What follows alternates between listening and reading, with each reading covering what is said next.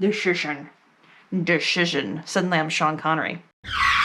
NoobNugs. Ladies, I'm Bonnie, one of your Florida State representatives, and welcome to NoobNugs. This is the series where we answer questions for all of our new Jeep sisters about everything Jeep lifestyle. Ladies, I'm super excited about today's topic. When I first got my Jeep, I was really invested in making sure that it got me outside. I'm really a city girl. It's kind of how I grew up, and so I have no experience with off-roading, camping, trails. I keep saying I want to learn how to fish. I don't even do dirty hands, which is why when you see me air down my tires or disconnect, I always have gloves on. I have always had this obsession with camping and campers. I'd watch people get outside and camp and think, I want that life. I don't know how to do that life, but that's the life that I want. And today, that's what we're going to talk about. Jeep camping.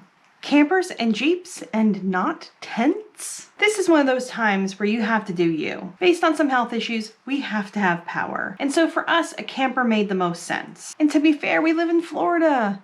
When it gets even a little bit warm, we need to have air conditioning. Hey, I'm not willing to give up all my diva ways. And so Mr. Bonnie and I started doing our research and looking online and seeing what was actually available in a camper that we could reasonably tow with my Jeep. Sure, you can do the big motorhome with the towing the Jeep behind like everybody sees on the highway, but that's not really what I wanted. I wanted camping. And it turns out if you want to pull a camper with your Jeep, you do have options. The first question I'm sure you have is, can Jeeps tow? The short answer is yes. Yes, they can. However, there are things you have to know about your vehicle. You need to have the right equipment on your vehicle, like a hitch and wiring. If you don't already have it, you'll have to have it installed and make sure that it can tow the load that you're asking your vehicle to tow. You'll need to learn all about gross vehicle weight rating. Those kind of aren't the same thing. And side note, if you've made modifications to your Jeep, you have to take into account the weight of all the things you've added just to your Jeep alone. Items like your steel bumpers, your skid plates, those are all going to affect the weight of your Jeep. And that could change how much your Jeep can reasonably tow, regardless of what the manufacturer says. When it comes to towing, weight matters. Also, and critically, you have to think about what can you stop. It's not just about what can you pull. It's also about what can you stop effectively and safely in case you needed to brake in an emergency. I don't say all that to scare you. It just means you really have to spend a lot of time researching and learning all these numbers to make sure, should you get a camper, you are making a good choice and a safe choice. So now you've thought about what you can tow. Let's talk about what do you want to tow. Now this might surprise you, but there are a ton of options available in the Jeep's weight class. You can find traditional pull-behind campers that come to around 3,000 pounds. They may be small, but they are mighty. And they're great. They're a great option if you want all of the regular things that you'd find in a camper. There's also the non-traditional off-road style pull-behind camper. These are going to be minimalist. At very best, you're going to find running water and power.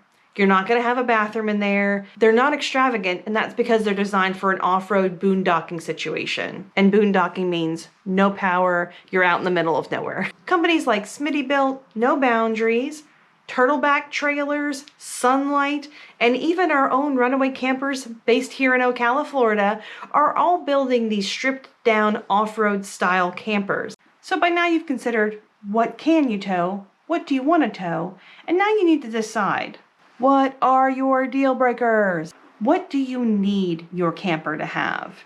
For me, it was air conditioning and power to charge my electronics. For Mr. Bonnie, it was power and running water. For you, you might not be willing to sacrifice a bathroom and hot water. Do you want to tow it with your Jeep, or do you want to bring it separately? Do you have a large family? Do you have large dogs? Where do you want to travel in your camper? It's important to remember that some national parks and forests have a length requirement. If you're too big, you actually can't park at their parks. These are all things that you need to make a list and think about, what service do you need your camper to perform for you. There's no perfect camper out there. You just make it perfect for you. Camping is great. Camping in a Jeep is great. A Jeep camper is next level awesome. You have plenty of time to make your decision. This is one of those things that you do not rush your choice.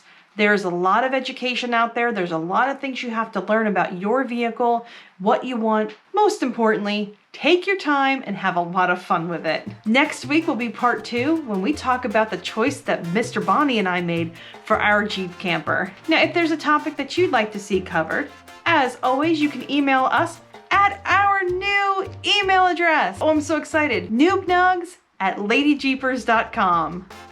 And thanks as always to Lady Jeepers for allowing me the time to share these Noob Nugs with you. Remember to get out there and live your best Jeep life, and I'll see you next time. I'm blinded by the light. Look how bright it is.